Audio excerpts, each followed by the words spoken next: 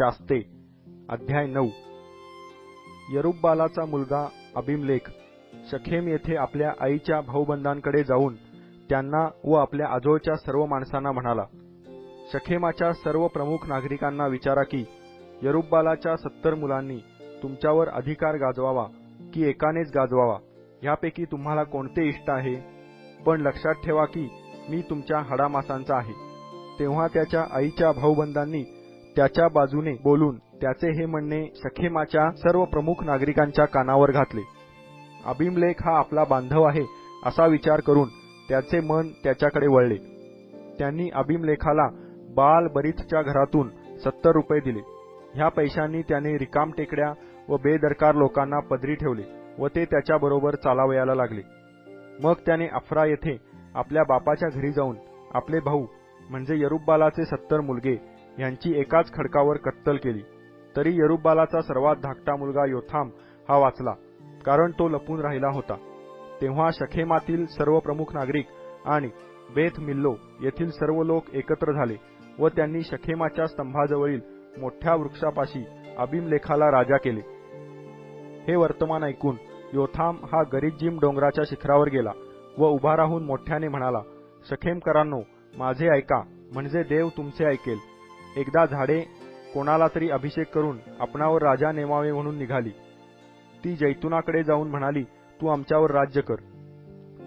जैतून त्यांना म्हणाला, जिच्या योगाने देवांचा व माणसांचा सन्मान होतो ती माझी स्निग्धता देण्याचे सोडून झाडांसमोर हलत डोलत राहू काय? मग झाडे अंजिराला म्हणाली, चल, तू आमच्यावर राज्य कर. अंजीर त्यांना म्हणाला, मी आपले माधुर्य व उत्तम फळे देण्याचे सोडून झाडांसमोर हलत डोलत राहू काय?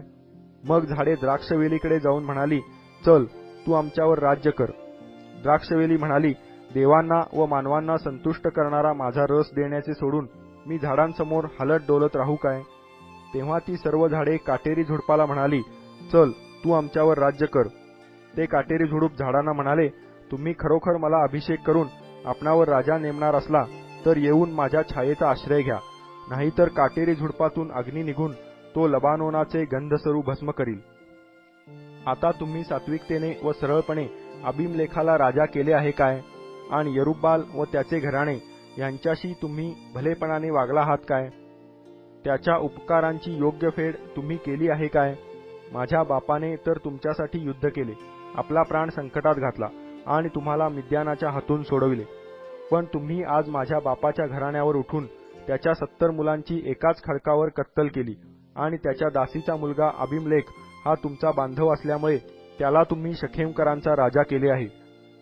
जर तुम्ही आज यरुब्बाल व त्याचे घराणे यांच्याशी सात्विकतेने व सरळपणे वागला असाल तर अबिमलेखामुळे आनंद करा व तोही तुमच्यामुळे आनंद करो. नाही तर अबिमलेखातून अग्नी निघून शखेम व बेथ मिल्लो येथील लोकांना भस्म करू. आणि शखेम व बेथ मिल्लो येथील लोकातून अग्नी निघून अबिमलेखाला भस्म करू. मग योथाम पळून गेला आणि आपला भाऊ अबिमलेख याच्या भीतीने बैर येथे जाऊन राहिला. अबिमलेखाने इस्रायलावर 3 वर्षे राज्य केले. त्यानंतर देवाने अबिमलेख व शखेमकर यांच्यामध्ये वैमनस्य उत्पन्न करणारा दुरात्मा पाठवला आणि शखेमकर अबिमलेखाशी कपटाने वागू लागले. यरुब्बालाच्या 70 मुलांचा घात करणारा त्यांचा भाऊ अबिमलेख आणि त्याच्या भावांची कत्तल करण्यास त्याला हातभार लावणारे शखेमकर यांच्यावर दोष ठेवून ह्या खुनाचा बदला घ्यावा ह्या हेतूने देवाने असे केले. तेव्हा शखेमकरांनी त्याला त्रास देण्यासाठी डोंगराच्या माथ्यावर वाटमारे ठेवले. ते त्या वाटेने आल्या गेल्याला लुटीत. हे वर्तमान अबिमलेखाच्या कानी आले. ह्या सुमारास एबेदाचा मुलगा गाल आपल्या भाऊबंधांसह शखेमाला राहण्यासाठी आला आणि शखेमकरांनी त्याच्यावर विश्वास टाकला. त्यांनी शेतात जाऊन द्राक्षमळ्यातील द्राक्षे खुडून व तुडवून त्यांचा रस काढला आणि उत्सव केला आणि आपल्या देवाच्या मंदिरात जाऊन मेजवानी केली व अबिमलेखाला शिव्याशाप दिले. तेव्हा एबेदाचा मुलगा गाल म्हणाला, अबिमलेख कोण की आम्ही शखेमकरांनी त्याचे अंकित असावे? यरुब्बालाचा मुलगा व त्याचा कारभारी जबूल हे शखेमाचा बाप हमोर ह्याच्या कुळातील लोकांचे अंकित असतील, पण आम्ही अबिमलेखाचे अंकित का असावे?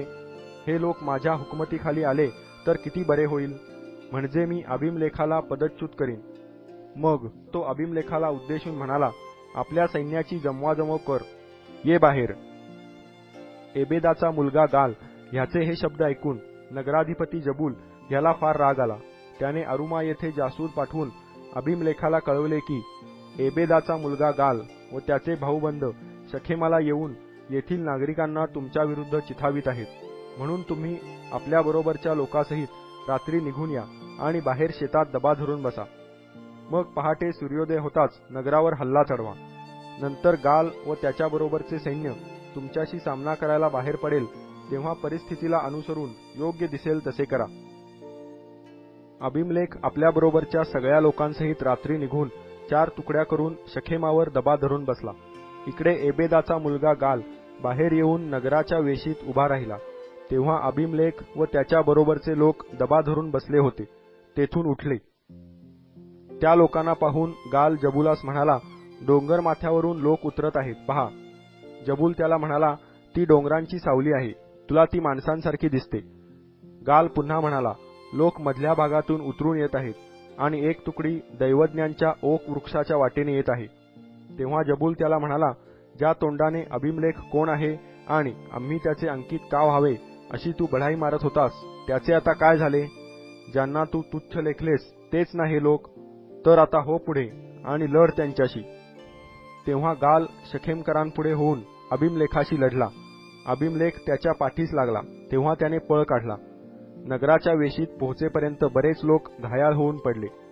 मग अबीमेलेक अरुमा येथे जाऊन राहिला आणि जबुलाने गाल व त्याचे भाऊबंद यांना हाकून लावले.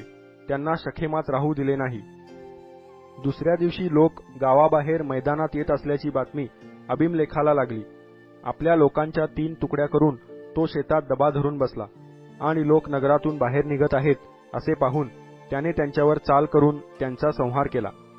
अबीमेलेक व त्याच्याबरोबरची तुकडी यांनी पुढे धावत जाऊन नगराची वेस रोखून धरली आणि दुसऱ्या 2 तुकड्यांनी मैदानात असलेल्या सगळ्या लोकांवर हल्ला करून त्यांचा मोड केला.